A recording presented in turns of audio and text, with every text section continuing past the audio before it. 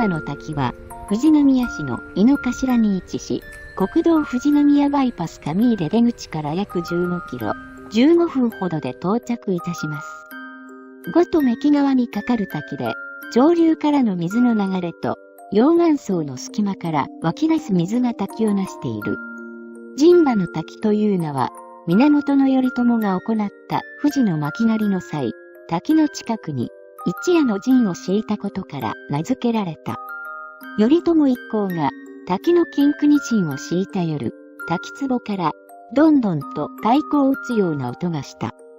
それを不思議に思った頼朝は、次の日に家来に滝壺を探らせた。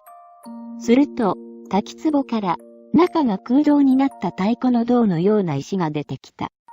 その後、その石は太鼓石と名付けられ、今に伝えられている。毎年8月下旬には、地元有志による陣馬の滝祭りが開催されます。市の近くには、源頼朝が陣を張ったとされる出館があり、樹齢800年を超える日本最古級の山桜は、日本五大桜に一つに数えられ、国の特別天然記念物に指定されております。今日は、霧にむせぶ五と目木川の清流と陣馬の滝をドローンを使って眺めてみることにいたしましょう。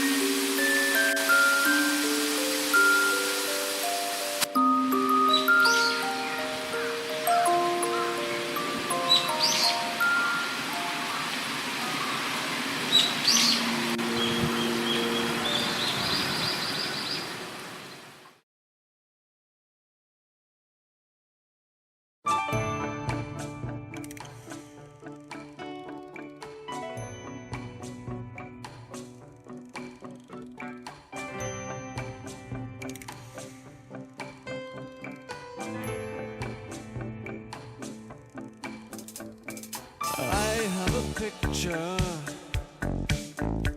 pinned to my wall, an image of you and of me, and we're laughing with love at it all. Look at our life now, all tattered and torn. We fuss and we fight and delight in the tears that we cry until dawn.